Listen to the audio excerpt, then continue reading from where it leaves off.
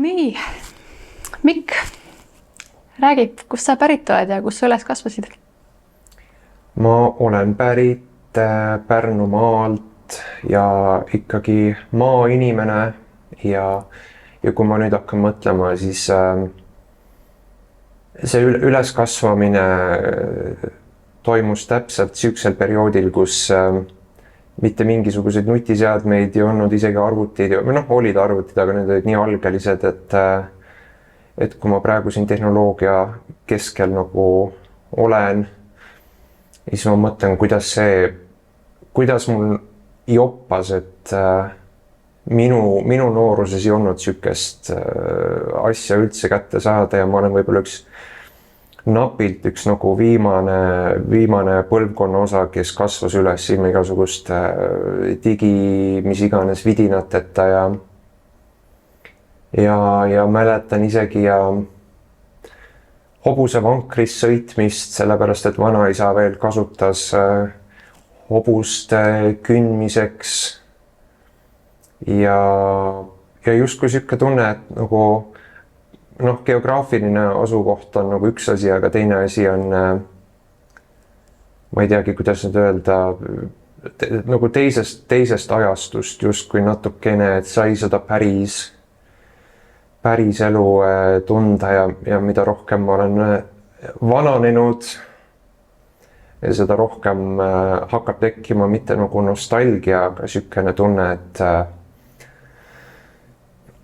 et kui nagu kiiresti ja me oleme edasi liikunud kuskil ühiskonnana üldse, aga ka nagu inimsuhetes, et kõik on kiirem ja kõik on vahetum, aga samas inimeste vahel on nagu suurem distants kui kunagi varem ja jällegi see on ammu minu arust leierdatud teema igal pool meedias, igal pool, aga mida rohkem nagu inimesed suhtlevad ja läbi käivad ikkagi seda rohkem on inimestel seda üksilduse tunnet ja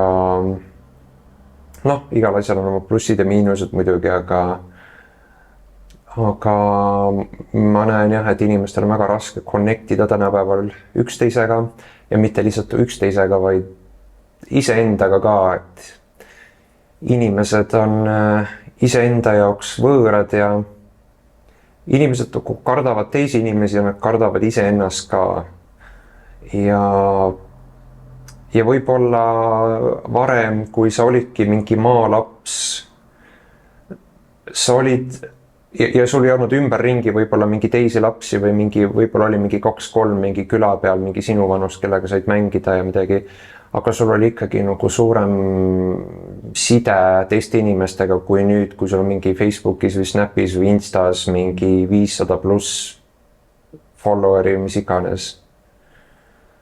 Ja siis enne neid arvuteid mina olin maapiirkonnas, kuhu nüüd hakkab äärelinn peale tungima, aga olid sa oma perekonnaga lähedane väiksena? Terve suguvõsaga ikkagi sellepärast, et siis oli kombeks see, et või ma ei tea, kindlasti tol ajal oli ka inimesi, kes ma ei tea, ei saanud läbi suguvõsaga või ei suheldud eriti või mida iganes on ju, aga minul kõik sugulased suhtlesid omavahel, väga suured nagu sünnipäevad olid, kus oli mingi 20 inimest, 30 inimest oli koos. Olid igasugused põllutööd, neid tehti koos, sest sa pidid nagu kokku hoidma, et nagu hakkama saama, üksteist aitama, eriti ma ei tea, 90ndate esimesel poolel, kus ei olnud elu päris nagu sealt Nõukogude Liidust nagu niimoodi edasi liikunud väga ja siis igasuguseid sugulasi kuni sellise piirini oli ümber, et ma ise ei teadnud, kuidas pidi nagu sugulased olema, et mingi tädipoja, naabri, tuttava, mis iganes. Aga samas nagu põlvkondade vahe oli kuidagi tunda, et olid need inimesed, kes olid sündinud Nõukogude Liidus ja siis oli nagu see põlvkond, kes nüüd on sündinud no mina olen 85 sündinud, nüüd uuema aja laps, et kohe, kui oli võimalus nagu liikuda edasi või vaadata välismaa mingisuguseid koomikseid, filme, sarju, et see nõukogude aeg, kogu see periood, kus nagu teised inimesed elasid, vanemad, vanavanemad, et sinna ei tahtnud nagu jääda, et see oli nagu kuidagi hall ja niisugune üksluine ja kohe, kui esimesed arvutid nagu kättesaadavaks tulid, siis oli niimoodi, et nagu mitte keegi lastest nagu tagasi ei vaadanud, et see oli ikka nii suur muutus. Kogu see elektroonika ja isegi mingid lihtsad telekamängud või lääne meedia, et kui ma nüüd mõtlen, see on ikkagi nagu väga palju loonud distantsi nagu põlvkondade vahel tegelikult, et rohkem kui inimesed võib-olla nagu oskavad veel mõelda või arvata. Ja siis sa tahtsidki nagu olla kontaktis selle suure maailmaga, mitte võib-olla oma selle kodukoha maailmaga tingimata, mis mulle ka nagu meeldis, et ma olin ka niimoodi üles kasvanud, et ma ütlesin, ma ei tea, lõuna ajal ütlesin vanematele, et ma lähen metsa ja siis ma tulin nagu 8 tunni pärast lihtsalt tagasi ja mingit telefoni midagi kaasas ei olnud, et ei tulnud nagu isegi mingit muretsemist, ei tulnud nagu pähe, et mis seal ikka nagu juhtuda saab ja sükest kasvatust vist enam nagu, ma ei tea, kui palju seda leidub. Tänapäeval vist pigem nagu vaadatakse viltu sellise asja peale, on ju. Kuigi tegelikult lastele on hea, kui nad nagu on iseseisvad. Nüüd tahetakse kihutada lapsi välja, aga nüüd sa ei saa väevõimuga ka neid välja, varem sa ei saanud tuppa neid eriti enam. Aga milline laps sa olid? Ma arvan, et ma olin ikkagi nagu rohkem nagu introvert, aga ikkagi sisemaailmaga tegelev. Ma ei tea, kuidas seda öelda, aga ma juba noorest peast sain aru, et mul maailmataju on teisiti kui teistel inimestel, kuigi see võttis aega võib-olla mingi algkoolis võib-olla hakkasin nagu aru saama, et nagu teised inimesed absoluutselt vist ei connecti maailmaga nagu mina. Sest ma mäletan, et mul oli veel algklassideni oli mul veel selline tavaline kogemus, et ma tundsin sõnade ja värvide maitset, et teatud sõnadel oli ka nagu teatud tekstuurid, teatud värvingud, siuksed, et osad sõnad sobisid nagu kokku teistega palju paremini, nad tekitasid mingi väga toreda nagu tervisliku värvigamma ja osad sõnad ja mõtted, nad maitsesid väga nagu halvasti ja nendel oli väga nagu siuke pruunikas, hallikas, ebameeldiv, siuke haiglane toon ja siis ma hakkasin juba noorena mõtlema või nagu mitte mõtlema, vaid tajuma, kuidas teatud sõnu, teatud järjekorras, teatud rütmis sead kokku, siis ta mõjutab ennast kõigepealt ja siis ka teisi inimesi väga nagu erinevalt. Et mitte lihtsalt sõnadel ei ole jõud või mingi word BS, vaid nagu, et sellel on palju sügavam tasand. Ja ma mäletan, et ma rääkisin oma õpetajale seda, ta ei osanud nagu mitte midagi öelda, ma rääkisin vanematele, nad nagu ka mingi mis mõttes nagu ja siis pärast seda, kui täiskasvanud nagu ei saanud sellest aru ja ma ise ka mõtlesin, et see on nagu imelik, siis ta hakkas nagu koheselt, see oskus hakkas nagu taanduma. Aga huvi sõnade ja selliste nähtuste vastu siiamaani on ikkagi tugevalt olemas ja arenenud ka veel. Ja siis mul meeldiski lapsena palju lugeda. Mäletan, et ma õpetasin ennast lugema 4-aastaselt. Siis olid need nõukaaegsed Winnetou mingid vihikud, siuksed vihikuformaadis, siuksed. Nad ei olnud nagu raamatud, nad olidki järjejutu vihikud. Hästi odavast siuksest paberist, indiaanlaste mingi kauboide seiklused. Ma mäletan, et kui mul isa ei ei jaksanud mulle ette lugeda neid magama minekuks, siis ma ise hakkasin nagu uurima, et mis need tähendavad, et mis häält nagu see märk teeb. Joonisin alla, et oli A, eks ma ei saanud aru, mis connection on seal nagu selle kirjaliku versiooni ja siis selle heli vahel ja siis nagu mitu A-d järjest, okei, ja siis see on K-täht ja siis oli I. Ja siis õpetasin ennast lugema ja siis ma hakkasin ise lugema. Ja väga erinevaid asju lugesin üldiselt igast sükest fantaasiarikast materjali, mida ei olnud nii palju saada tol ajal ja siis õnneks, kui ma inglise keele ära õppisin, siis avanes nagu täiesti teine maailm, et siis need ressursid, mis oli kättesaadavad, need laienesid nagu koheselt. Aga oli sul sõpru väiksena? Oli ikka, aga enamus olid nagu sugulased, sest seal maapiirkonnas nii palju nagu lapsi ei olnud, sest see oli nagu sükene hajali küla. Aga sugulased olid ja siis, et jah, esimesed nagu konsoolid tulid ja mingid siuksed asjad, siis me olime kogu aeg nagu, käisime üksteisel külas ja mängisime ja ma ei tea, mingid puuonne ehitasime niimoodi. Et need olid jah, toredad ajad, aga siis kui nagu koolis käid ja mida rohkem nagu aeg läheb edasi, seda vähem see ikkagi tavalised suhted, et inimestel hakkavad individuaalsed elud peale ka saavad nagu lahku selles mõttes. Aga selle vastu aitas muidugi algne sotsiaalmeedia ja internet, et siis sa said teada, et jah, et sul on nagu võimalik omada sõpru, keda sa võib-olla mingi kunagi ei näegi, võib-olla või siis mingi alles 10 aasta pärast. Ja siis algas kogu see ajastu, Orkut ja mis iganes seal olid kõik. Aga seoses selle tundlikkusega, mida sa mainid, on sul kunagi sellega mingit diagnoosi pandud või see ongi lihtsalt nagu, oledki lihtsalt tundlikum inimene?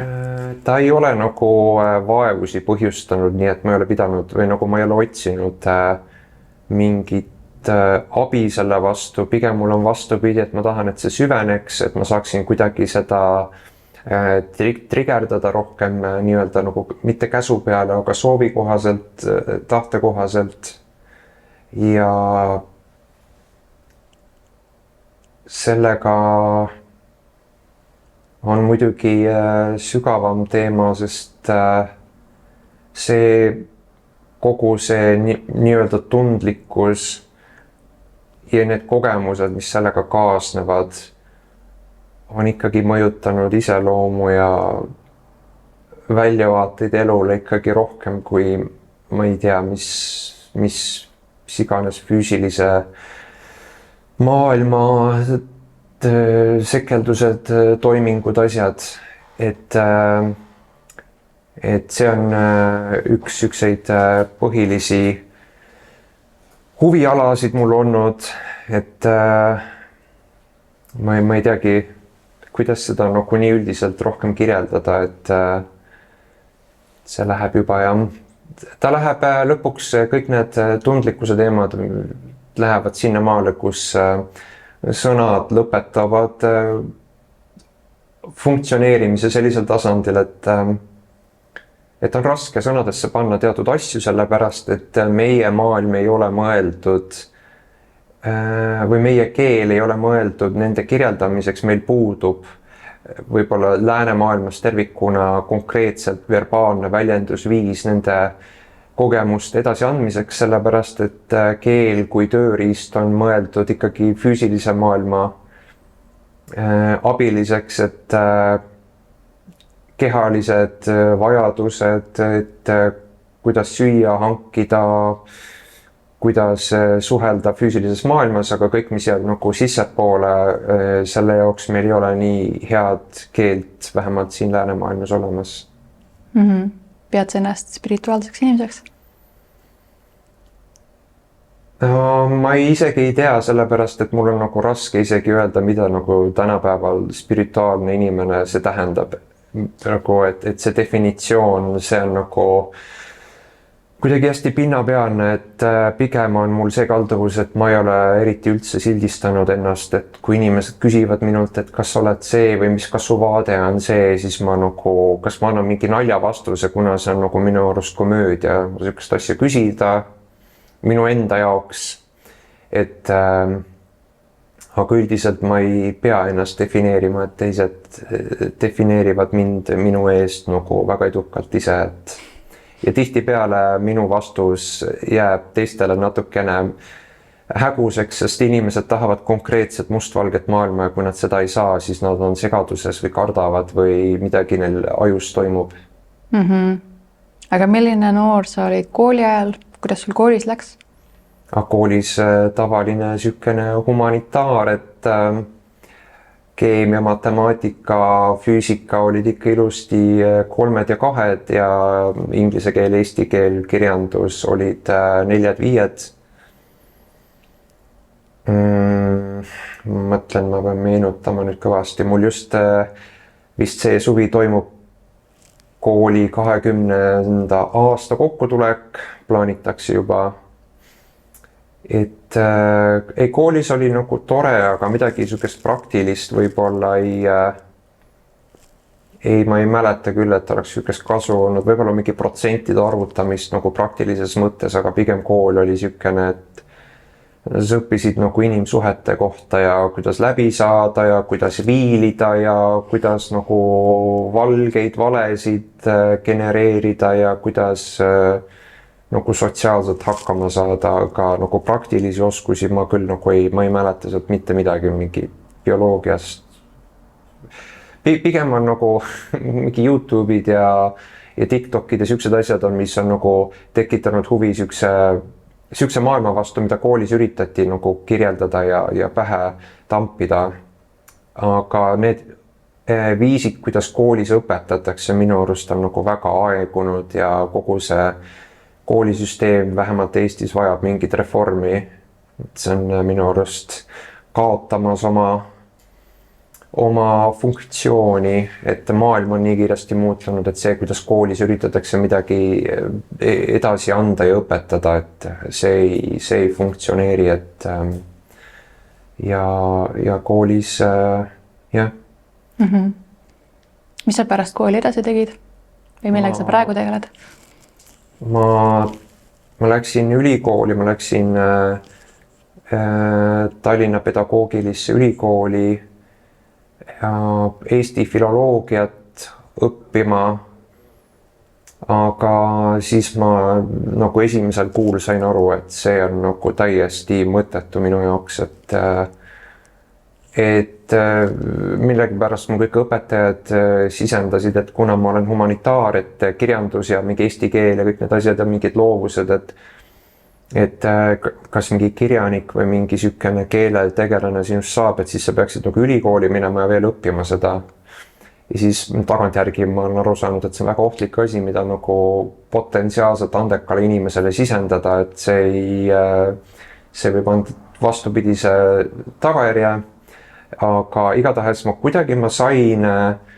sain tasuta kohale, ma sain sinna sisse niimoodi, et mu kirjalikud katsed olid täiesti null, ma ei mäleta, mis küsimused seal olid, aga see oli siis mingi matemaatilisi mingeid asju, ma tegin need ära ja ma teadsin, kirjalik osa läks tuksi ja ma teadsin, et mind ei kutsuta vestlusele nagu järgmisele sinna, siis mind kutsuti ja siis mul oli, mäletan, ma olin mingi sarnases toolis ja mu ees oli nagu laud, kus oli mingid 4 erinevas vanuses naist ja siis nad midagi küsisid, aga ma hakkasin mingi kelbast ajama ja siis kõik need naised ma ajasin kuidagi naerma, isegi need, kes ei tahtnud naerda, nad mingi muigasid seal, mida iganes ja siis ma läksin sealt minema, ma teadsin, et ma tõenäoliselt ei saa sinna, sest ma nagu need testid, mis seal olid, ma mingi, et nagu kuidas need millessegi puutuvad, ma ei saa midagi aru. Ja siis mul tuli teada, et ma sain sisse mitte lihtsalt, vaid tasuta kohale. Aga kui ma seal käisin, siis ma mäletan esimesed mingi loengud olid umbes, et me hakkame terve tähestikku nagu läbi võtma A-tähe ajalugu, mingi, ma ei tea, mitu nädalat, siis B-tähe ajalugu, siis ma istun seal nagu lihtsalt mingit lainakeelt peaks ka õppima, siis mingi, et nagu istuge sisse see nagu süsteem, et ei, et see ei ole nagu, see on mingi muu asi. ja siis ma ei teadnudki, mis saab, aga ma teadsin, et ma tahan nagu kirjutada ja luua. Ja kui ma ei saa seda teha, siis mul tekib ilmselt mingi närvivapustus. Ja siis ma läksingi selle vabakutselise põnevat teed, kus sul ei olegi midagi kindlat ja sul ei olegi mingit plaani, sul on lihtsalt nagu mingid loomingulised väljundid ja sul on nagu nii teistmoodi maailma tunnetus, et sa lihtsalt nagu, et nagu, ma ei ütle, et nagu see ühiskond on nagu võõras, aga et ma arvan, et 500 aastat tagasi või niimoodi, see oleks samamoodi võõras olnud, et see ei ole vahet, mis ajastu või mis iganes. Ja siis ajakirjanik, mingi toimetaja, mis iganes, sa leiad neid ameteid, siis sa üritad kuidagi ära elada napilt ja siiamaani see on kuidagi õnnestunud. Ja seal on väga palju plusse ja miinuseid selle juures. Ja nagu üks väga suur miinus on, et kui sa tahad ametlikku tööd kuskile mingi loovagentuuri või kuskile reklaamibüroosse või midagi, nagu väga tihti ma vaatan, nagu, et nad teevad väga halba tööd ja neil on nagu väga kõrged standardid igasuguste CV-de ja nende asjade nagu jaoks, mille najal sisse saada, aga samas need inimesed, kes on nagu õppinud seda, saad aru, et nagu seda ei saa õppida, seda saab võib-olla nagu jäljendada, imiteerida, õppida jäljendama. Ja siis lõpuks ma vaatasingi, et ka siuksed nagu agentuurid on täielikult nagu ajusurmad, et seal on nagu loomingu tapmine käib seal, et isegi kui saaks sinna läbi mingi nipi, siis see palk, mida sa saad sealt, ei tasakaalusta seda tunnet, nagu sa vägistad ennast iga päev ja sa toodad täiesti mõttetut pläusti. Ja see ei vii sind mitte kuskile ja sa oma parimad aastad raiskad ära mingisuguste hingetute toodete promomisel, mille kohta sa tead, et see on rämps. Ja siis sul tekib nagu misantroopia nagu nende tarbijate suhtes ja sul tekib nagu misantroopia nende suhtes, kelle alluvuses sa töötad, kuigi need inimesed võib-olla on väga toredad. Aga sa tead, et see on rämps, mis taas toodab rämpsu ja sa oled osa sellest süsteemist ja siis ma suren enne vaesena kraavis, kui ma teen, ma ei tea, mingi okupantidega koostööd või et see ei ole nagu väärt seda ja siis sa kogu aeg tahad või ei taha, sa väärtustad enda sisemisi väärtusi kõrgemale kui raha ja mingi ühiskondlik aktsepteerimine. Mis on olnud sul elus selline kõige raskem aeg ja kuidas sa sellest läbi said? Mul ei olegi kerget aega olnud otseselt. Või nagu oleneb suhtes millega, sellepärast, et see on nagu oleneb, kuidas seda vaadata. Ja oleneb, kui palju sa hoolid tegelikult või palju sulle hetkes korda läheb mingisugune asi, aga üldiselt vaadates nagu teisi inimesi, siis on ikkagi suht kergelt läinud, vaadates kui nagu levinud on sellest ebasobivast elust tingitud depressioon, alkoholism, mingid mõttetud suhted, nagu inimene, kes on üritanud ennast sobitada ühiskonda, aga nagu ilmselgelt see ei tööta tema jaoks, nii et ta peab ennast kuidagi pidevalt nagu karkudega, abiratastega nagu püsti hoidma, ongi nagu kas enesehüpnoos mingi või et sõltuvused tekivad väga suured või mingi rahulolematus, et sa näed ära, et see inimene on nagu, ta tahab ühiskonda sobituda, aga enamus inimesi ei sobi ühiskonda, et see on liiga paindumatu ja siis nad sunnivad ennast sinna ja tulemuseks on inimene, kellel on võib-olla rahaliselt hästi, tal on majad, lapsed, autod, kõik asjad on olemas, aga ta on nagu nii sügavas depressioonis sisimas, millest ei julge võib-olla isegi rääkida, sellepärast et ühiskond ütleb, et sa ei tohi olla depressioonis, kui sul on kõik need asjad olemas, mida me ütlesime, et sul on vaja. Ja nendel inimestel on tavaliselt kõige suuremad probleemid, sest nad peidavad neid tundeid ja see lõhub neid seestpoolt, kuni siis ühel hetkel nad teevad midagi hullu endaga võib-olla ja siis kõik inimesed on, et oi, et Üllo, et kust see tuli, et tal oli ju kõik nagu olemas materiaalselt, kuigi vaimselt või hingeliselt ta on nagu täielikult nagu kõrbes elanud 30 aastat. Kas alkohol või narkootikumid on olnud osa sinu elust? Osaliselt, aga alkohol ei ole mitte kunagi nagu meeldinud. Ta ei mõju mulle nagu hästi, nagu siuke tüüpiline, nagu et läheb uniseks ja mis iganes ja siis ma tihti nägin, kuidas mulle, ma ei tea, kooli ajal juba klassivennad hakkasid seda tarbima ja siis mina ikkagi mõtlesin, et nagu see on nagu nii shortcut, eriti kui poisid tarbivad seda sellepärast, et nad suudaksid nagu tüdrukutega avatumalt suhelda, sest poistel on nagu selles ühiskonnas väga suur kramp enda nagu vabaks laskmisel, vajavad seda alkoholi ja siis mina ütlesin, mina ei taha nagu olla võlgu mingisugusele alkoholile või ma ei taha üldse nagu võlgu olla ja ma tahan omal jõul kas nagu läbi kukkuda või õnnestuda ja siis ma hakkasin nagu arendama iseennast niimoodi, et ma suudaksin rääkida kas või võõrastega või ükskõik kellega, ilma et mul oleks vaja nagu mingisugust kunstlikku enesekindluse tõstmist. Ja siis selleks ma panin ennast meelega väga ebamugavatesse olukordadesse, et mul tekiks mitte nagu tolerants, aga et ma harjutaksin ennast piisavalt ära, et ma tunneksin ennast juba stabiilselt mugavalt ja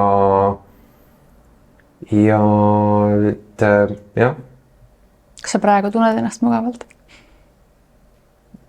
Jah, niivõrd kuivõrd, sest igasugune siuke kaamera ees olemine või kas või kuskil intervjuu andmine raadios või mis iganes, sa oled ikkagi nagu sihikul, sa oled ikkagi fookuses, et sina oled üks, aga sul on vastas nagu potentsiaalselt tuhandeid.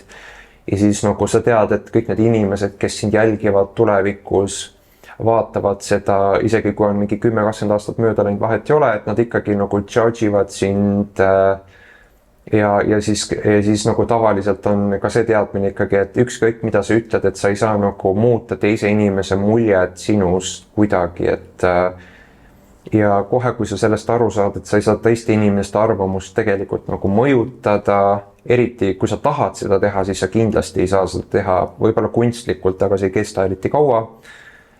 Siis kohe, kui sa lepid, et sina ei saa kontrollida, mida teised inimesed nagu sinust mõtlevad, siis sul ongi siuke tunne, et aga siis ma ei viitsigi nagu selle kontrolli peale aega raisata ja siis sul tekibki siukene nagu, mitte nagu pohhuism, aga siuke tunne, et ma ei tea, et mul ükskõik, et need, kes nagu saavad aru, need saavad aru, kes ei saa ja mina ei raiska oma energiat nagu kellelegi enda mingi propagandakampaania tegemisele.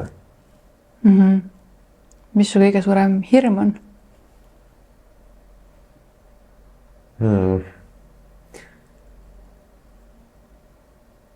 Nagu füüsiliselt kõrguse kartus ilmselt. Aga ma ei tea, ma ei ole nagu hirmule nii kaua mõelnud, et ma nagu isegi ei oska öelda, mul ei tulegi nagu midagi pähe hirmuga seoses. Et väga raske on nagu karta midagi peale seda, kui sa oled nagu Eesti riigi ees roosas kleidis käinud avalikult rääkimas sellest, kuidas mehed peksavad nagu kodus naisi ja lapsi, et peale seda on nagu vähemalt füüsiliselt või vaimselt ka mingis mõttes kõik on nagu vähem hirmus. Ma ei tea ja hirmudest ma nagu ei mõtle ka tegelikult, eriti kui ma praegu hakkan mõtlema.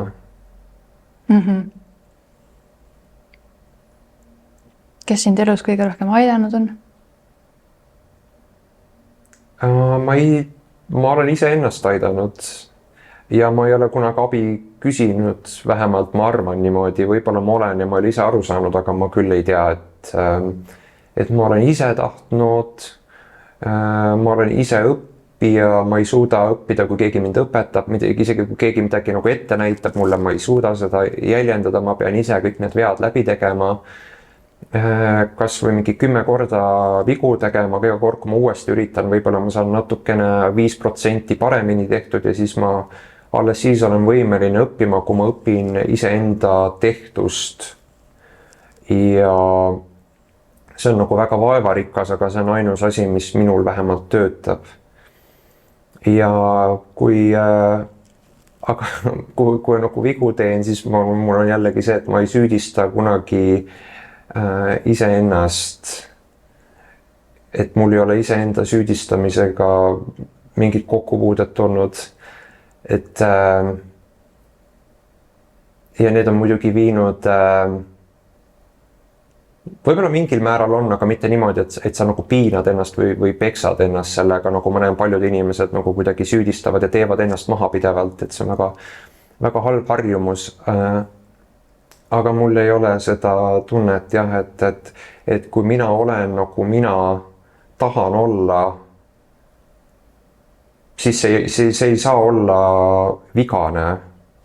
See on nagu täiuslik, see on nagu täiuslik mina hetkes. Mingi aasta pärast ma olen võib-olla teistmoodi, aga mis vahet on, et aasta pärast võib ükskõik mis olla, et oluline on olla nagu hetkes nii, nagu sa tahad olla.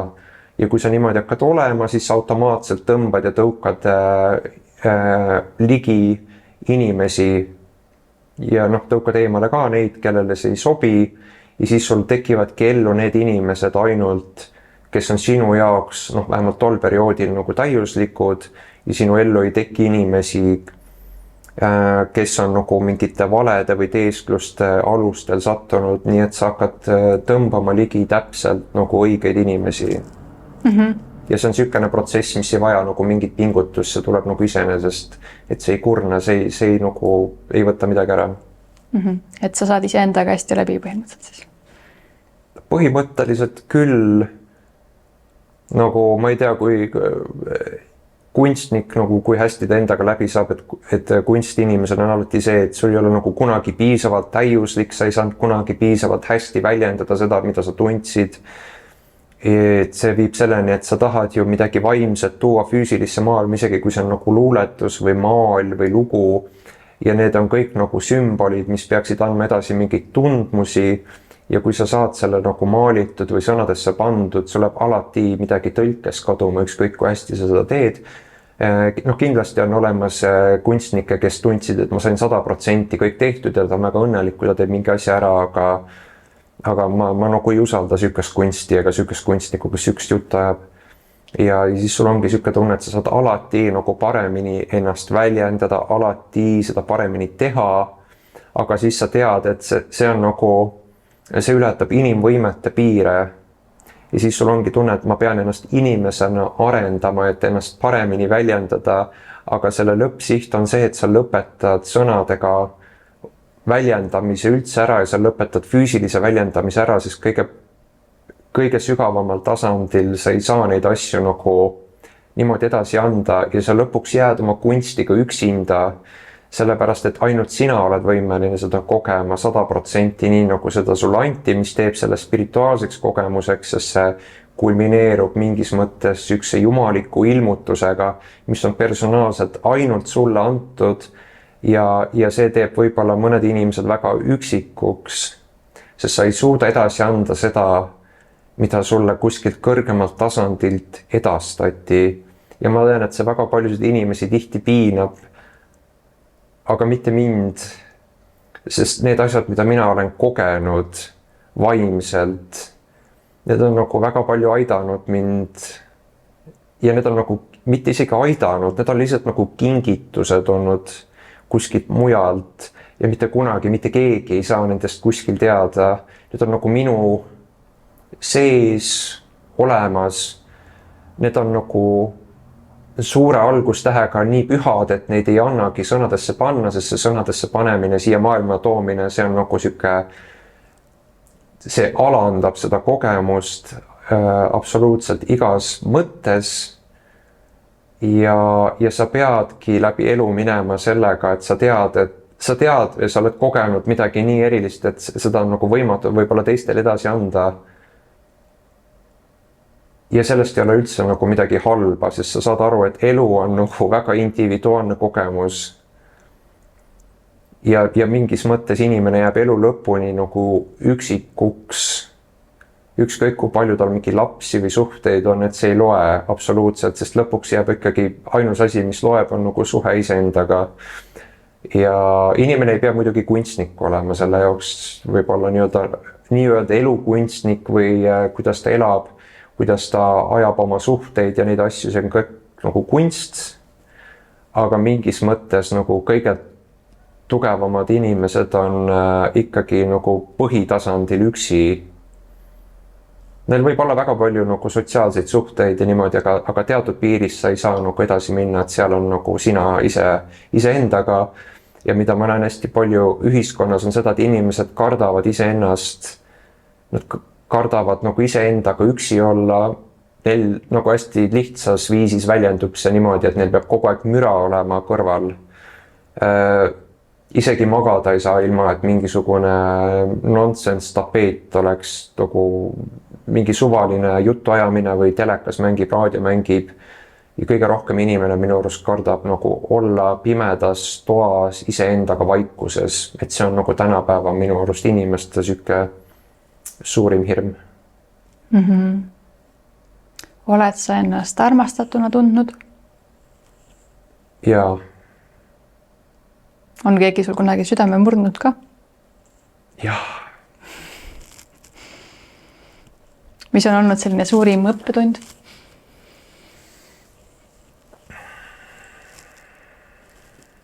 Polegi niimoodi, ma keeldun nagu nimekirju tegemast mingi suurimad, parimad niimoodi, et see on kõik, võib-olla see ongi see õppetund, et ära nagu defineeri otseselt niimoodi iseennast või et kui sa sotsiaalselt suhtled, sa pead sõnu kasutama, sa pead ikkagi mingi väljendeid kasutama, et see on nagu paratamatu, et teistega suhelda, aga nagu põhiliselt mingi reaalsuse tasandil, see on kõik nagu nonsense.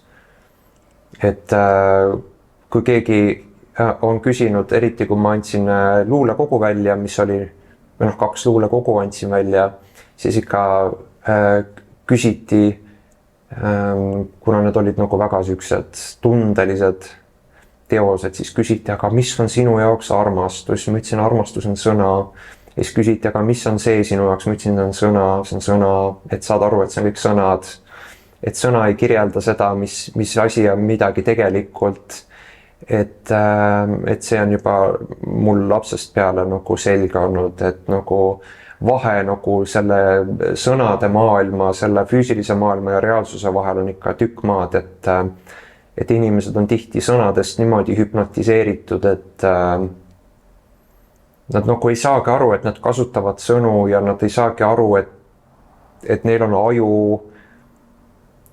Ja siis ongi siuke tunne, et enamus inimesi panevad täiesti autopiloodi peal ringi. Et inimesed on nagu unenäos, iseenda unenäos kinni, kuni surmani, sünnist surmani kinni.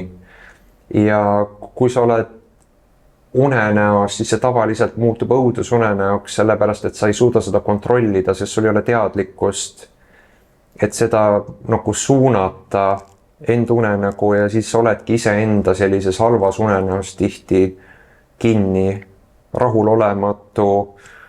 Sa ei saa aru, miks mingid asjad juhtuvad sinuga, sa ei saa aru nagu, miks maailmas on asjad nii või naa. Sa oled nagu oma olude ohver suuresti. Ja need inimesed on need, kes põhjustavad tavaliselt ühiskonnas nagu kõige suuremaid probleeme minu arust. Sest mingi vähemalt 90% ühiskonna probleemidest või inimeste kannatustest on inimtekkelised, vähemalt tugevalt 90%. Need oleks kõik lahendatavad, kui inimesed nagu õpiksid iseennast natukene paremini tundma. Mis sa arvad, milline see ühiskond oleks, kui kõik inimesed ei oleks nii-öelda selles unenäos? Kindlasti ta ei oleks niivõrd tehnoloogiline, sellepärast, et ta läheks eemale sellisest materialistlikust vaatepunktist, kus väidetavalt praeguse seisukoha järgi ühiskonnas ma ei teagi, kus see konsensus on tulnud, aga kõik justkui usuvad, et mida rohkem sul on nagu materiaalset vara, seda õnnelikum sa umbes oled.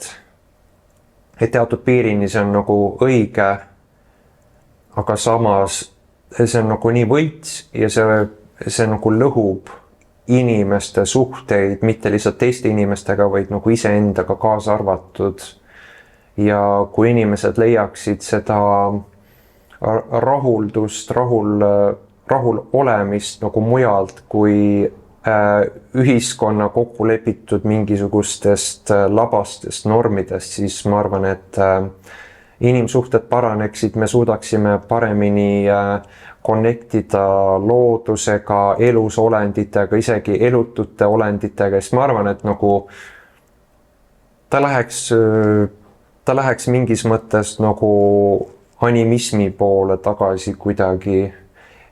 Materialism on nagu animismi sükene,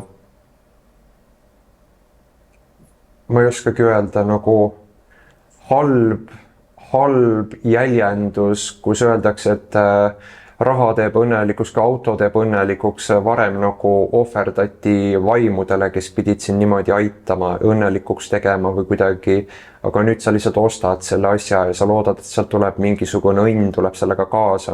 Väga müstilisel kujul inimesed ei saa vist aru, kuidas see on nagu väga, mitte nagu spirituaalne mõtlemine, see on nagu spirituaalsus, mis on perversseks muudetud, et sul on nagu auto või maja pakub sulle mingit õnne, aga et sa ei pea selle õnne jaoks midagi eriti nagu andma ega ohverdama, sa saad selle osta ja kogu sinu elu on siis ohverdus, et sa saaksid tunda ennast paremini läbi materiaalsete vahendite.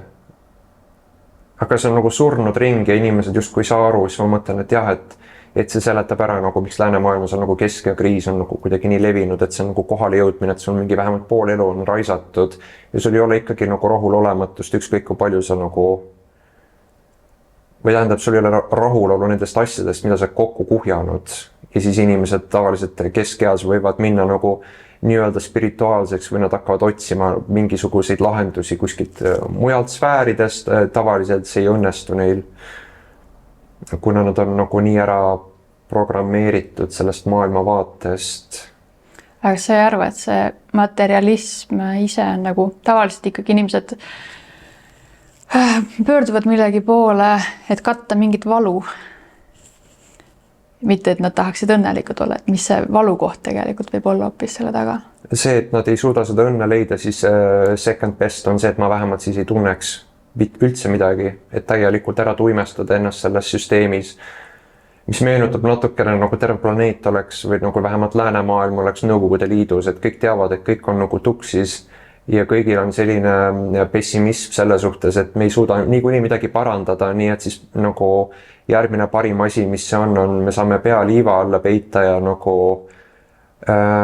raisata oma elu nii kaua, kuni veel ressursse jätkub ja lihtsalt tuimestada ennast. Ja siis inimesed põlgavad ja vihkavad ennast sisimas, kuna nad teavad, et see, kuidas nad elavad, on vale. Aga nad ei tunne, et nad oleksid piisavalt suutelised seda muutma. Ja siis nad üritavadki seda katta mingisuguse sükse tuimestava mõjuga, et ma ei tea, sotsiaalmeedia või sõltuvused või mis iganes see on, mis nagu aitab mõtteid mujale viia inimesel. Aga mis arvad, kui palju rolli mängib seal ka see nii-öelda turvatunde puudumine või hirm? Ja surmahirm on nagu, ma ei tea, kui palju inimesi teadvustab endale seda, aga see surmahirm on ikkagi nagu põhiline justkui hirmuallikas inimestel sees, et väga palju on seda meie ühiskonnas näha nagu nooruse kultuses, et noorust justkui ülistatakse aina rohkem ja rohkem ja rohkem väga nagu perverssetel viisidel ka, aga justkui justkui üritatakse nagu surm ja ongi tabuteema meil ühiskonnas, et kui me hetkel näeme neid eutanaasia teemasid ühiskonnas, et vaba surm peaks olema võimaldatud inimestele, minu arust see on sama oluline teema kui abordiõigust, et inimesel on õigus vähemalt määrata oma keha üle 100% omada autonoomiat. Aga meie ühiskonnas on nagu sükene vastandumine tekkinud, et väidetavalt meil on väga arenenud ühiskond ja meil on meditsiin väga arenenud, kõik on väga arenenud. Ja siis võetakse seda solvangu, nagu keegi tahab sellest ühiskonnast väljuda või kui ta ütleb, et see ühiskond ei suuda mind aidata tegelikult, et see ühiskond, mille me oleme üles haipinud, on tegelikult võimetu tegema mind õnnelikuks ja hoidma minu tervist. Ja kui inimesel on raske ravimatu haigust ja tahetakse ikkagi vastu tahtmist justkui elus hoida selle nimel, et ühiskond saaks öelda, et vaata, kui hästi me oleme nii inimlikud, kuigi see inimlikkus ei väljendu nagu mitte milleski peale sükse pealispindse materialismi ja seda surmateemat ja seda, et kõik ühel hetkel nagu lõpeb otsa, seda me näeme laias laastus üldse sükses kapitalistlikus, materialistlikus maailmavaates, mis hävitab minu arust rohkem inimesi kui päästab ja tapab rohkem inimesi kui kommunism on kunagi tapnud minu arust. See kapitalistlik, eriti see hilisfaas nüüd ja mida hullemaks see läheb, seda nagu halvemaks meil vähemalt inimestel lääne ühiskonnas vaimselt läheb. Kaasa arvatud lihtsalt materiaalne kihistumine ka. Mis sa arvad, kui suur roll on seal nagu üleüldse sellel inimloomusel, selle ühiskonna loomises? Jah.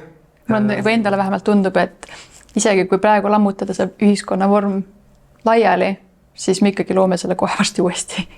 Jah, aga siin on ka see vaatenurk, et me ei saagi midagi lammutada, et kõik on nagu, et meie areng toimub faasidena, et see toimub järk-järgult nii täpselt nii, nagu ta on mõeldud meil inimloomuse järgi minema.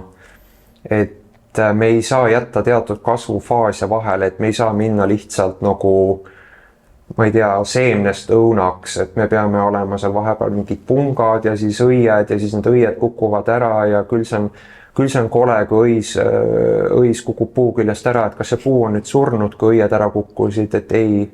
Et kui natukene vaadata lähemalt, siis see on osa nagu protsessist, mis viib nagu sükse arenguni, kuni siis taassünnini ja nii edasi. Et tõenäoliselt kõik on täiuslik maailmas. Lihtsalt meie arusaam maailmast ei ole veel nii kaugele jõudnud, et me saaksime aru, see on kindlasti tänu sellele, et meil on füüsilised kehad ja kui need kannatavad või me näeme teisi kannatamas, meil tekib tunne, et see ei tohiks niimoodi olla, aga pigem on mul tunne, et kõik on nagu täiuslik kogu aeg. Ja ainus asi, mis siin areneb, on meie arusaamine maailmast, iseendast ja enda kohast maailmas, mis viitab sellele, et evolutsioon toimub, aga see toimub nii aeglaselt, et me ei mõista seda.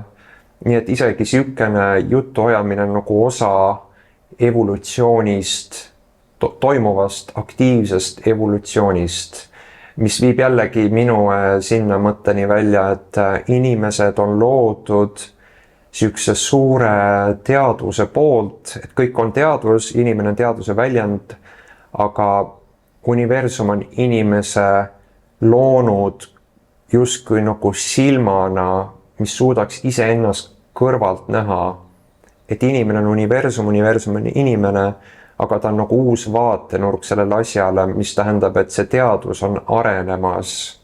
Et see, mina alati olen nagu tundnud, et tulnukaid ei ole otseselt olemas teistel planeetidel, kuskil ei ole mingit elu, sest selle jaoks ei ole nagu vajadust universumil või looduses. Sest universum on nagu loodus väljaspool nagu meie planeeti, nagu me sellest räägime, aga loodus on nagu väga efektiivne süsteem nii-öelda või protsess ja ta ei raiska mitte midagi, mitte kunagi. Ja minu arust me oleme ikkagi nii-öelda üksinda selles universumis, sellepärast et meil ei ole nagu vaja rohkem tulnukaid ja see, et inimesed ootavad, et kuskilt tuleksid tunnukad, see kõneleb minu jaoks lihtsalt psühholoogiliselt sellest, et inimesed on väga üksikud ja kardavad. Aga nad ei suuda nagu näha, et me ei ole universumis üksi, et meil on nagu teine inimene on nagu mingi meetri kaugusel ja miks me peame mingi miljoni meetri kauguselt kuskilt mingi tunnukaid lootma, et nad tulevad meid päästma. Ja meil ongi väga suur probleem sellega minu arust, et inimesed ootavad tunnukate või jumalate või ükskõik kelle kõrgem olendi sekkumist, just kui meie oleksime lapsed ja me ootame, et issi tuleks koju ja aitaks kõik korda teha, mis me oleme siin nagu pekki keeranud. Mis tähendab seda, et me oleme nagu ebaküps liik veel, aga me oleme teel selle küpsuse poole. Sellepärast, et enne mind on sellest väga palju räägitud, mina räägin sellest, ma olen mingi suvaline vend kuskilt maalt ja ma olen sellest aru saanud. Ja sellest saadakse veel tulevikus rohkem aru ja see on siuke asi, mis on siin, et jääda, järelikult see kasvab veel.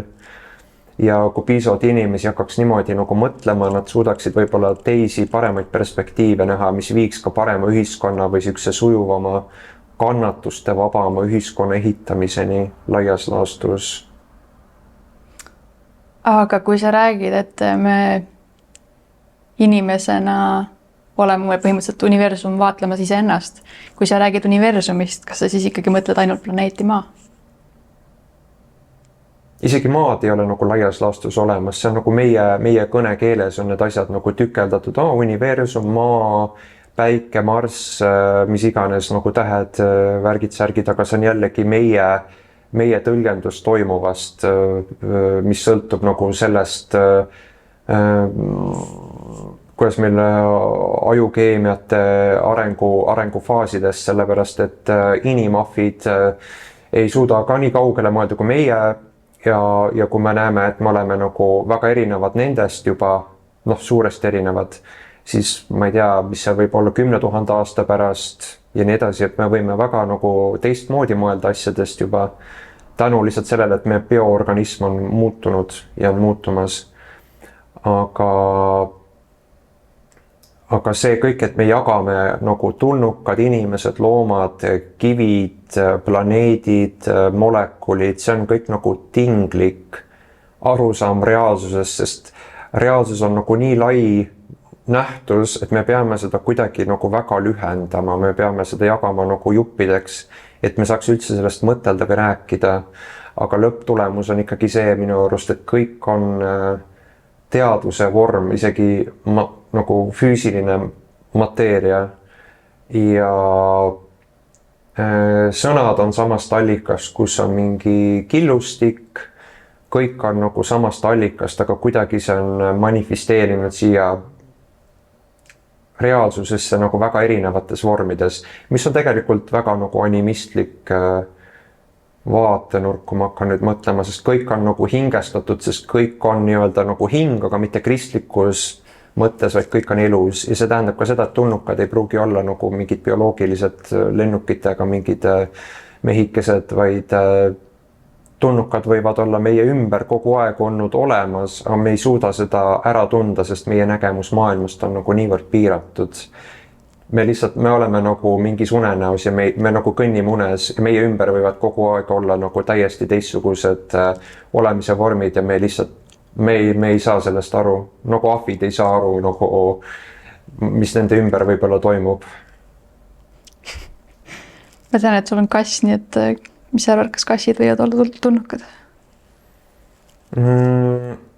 Ei, pigem nagu füüsilisel tasandil võib-olla nagu kaheksajalad või siis seened, mingid siuksed organismid, mis on tegelikult nagu väga bioloogiliselt saladuslikud, et nad on erinevad kõikidest teistest vormidest niivõrd, et nagu kui mõtlema hakata, et nagu oota, kuidas nemad nagu arenesid või kus nad siia nagu said.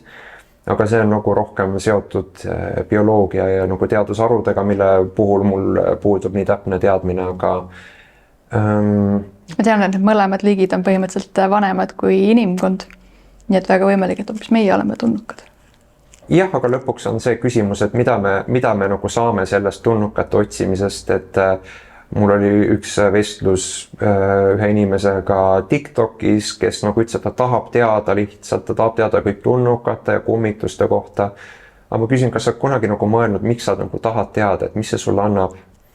Siis ütles, et ei olegi nagu kunagi mõelnud, et miks ta tahab, ta lihtsalt tahab teada. Aga minu arust inimesed nagu ei mõtle sellele, et miks nad tahavad neid teadmisi.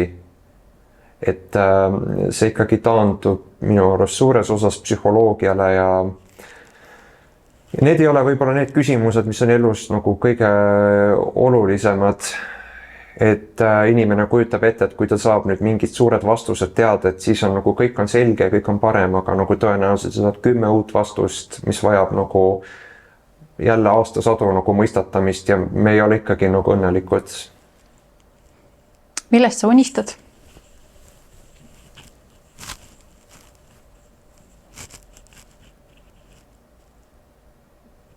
Ma ei tea, ma ei unistagi. Ma üritan nagu niivõrd ärkvel olla, et ma ei peagi unistama. Või nagu... Jah, mul ei olegi nagu unistus, mille poole minna või kuskile, mida teha, et on nagu... Unistus on see, et ma õigel ajal jõuan nagu bussi peale ja siis nagu järgmine samm, aga midagi nagu kauguses nagu küll ei ole, et minu arust see unistamine on ka natukene nagu negatiivne nähtus. Aga näed sa ennast kunagi pereinimesena näiteks? Pereinimene ehk siis see, et iseenda tekitatud perekond. Jah. Ma võin nagu näha, et see ei ole nagu mingi ületamatu saavutus, aga see on nagu nii väike asi, et ma ei ole nagu sellele nagu täpsemalt mõelnud, et see on nagu... Ma näen ennast nagu arbuusiga kasvatamas, aga see on nagu okei, et igaüks võib nagu seda teha, et seal ei ole nagu midagi rasket, et see on siuke asi, mis lihtsalt juhtub nagu mingi protsess, mida sa nagu tegelikult ei kontrolli, ühel hetkel sa avastad, et sa oled seal ja see ei ole nagu mingisugune nüüd ekstra asi, mille pärast nagu põdeda või mida saavutada või see on nagu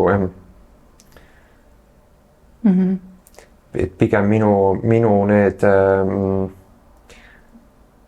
isegi see, et paremini ennast loominguliselt väljenduda, et nagu avastada nagu reaalsust, isegi see ei ole unistus, see on lihtsalt nagu kättevõtmise asi. Et seal ei ole midagi nagu unistada, sest kui sa unistad sellest, siis sa ei tee seda. Nii et miks sa nagu unistad, et see on, kõik on nagu laias laastus väga praktiline, sa pead lihtsalt leidma nagu kõige efektiivsema viisi, kuidas seda teoks teha. Kui sind piisavalt huvitab ja kui sind ei huvita piisavalt, siis see ei motiveeri sind piisavalt. Ja kui sa pead ennast tagant suruma ja kogu aeg nagu pushima selle unistuse või mingi poole, siis see ei ole nagu siiras ja nii, et sul ei olegi vaja unistada, nii et kui sa oled piisavalt nagu hetkes, need asjad juhtuvad sinuga lihtsalt ise. Ja laias laastus sa ei peagi millegi nimel pingutama, et kui sa tõesti oled seal, kus sa tahad olla, siis kõik asjad on sul kogu aeg nagu olemas ja käes, sul ei olegi kuskile minna, sa võid lihtsalt nagu chillida terve elu. Ja kui sa ära sured, siis ei ole ka nagu midagi hullu, sest nagu ma ei usu, et surm nagu eksisteerib nii, nagu meie seda näeme ja ka sündi minu arust ei eksisteeri, kuna ühe poolega münti ei ole ja me oleme reaalsusest kardinaalselt valesti aru saanud. Nii et ei olegi nagu otseselt mille pärast muretseda peale mingid esmased füüsilised vajadused, mis on ka mööduvad. Nii et nagu nendel asjadel keskenduda ongi minu jaoks mõttetu, mis teeb minust nagu kasutu loomingulise inimese. Kellel on oluline ainult nagu kunst, aga see kunst ei laiene lihtsalt nagu raamatutesse või maalidesse, see on nagu mis ei oleks nagu kunst laias laastus. Mis teeb mu väga ebapraktiliseks. Aga pead sa ennast õnnelikuks inimeseks? Jällegi ma ei tea, mis see tähendab täpsemalt, et see on jällegi nagu sõna, igaüks defineerib seda nagu natuke erinevalt ja ma ei nagu niimoodi sõnades ei... Sa ei oska seda defineerida enda jaoks? Ma oskan defineerida, aga see definitsioon on vale, sest see on nagu lihtsalt selle kontekstis nagu kokku lepitud, okei, lepime kokku, et see tähendab seda, aga see ikkagi see ei tähenda reaalsuses mitte midagi, et see on nagu sotsiaalne konstrukt lihtsalt vestluse jaoks, aga nagu midagi selgemaks see ei aita nagu mitte kellegi jaoks midagi teha. see on hea koht, kus võib-olla lõpetada. aga aitäh sulle. aga palun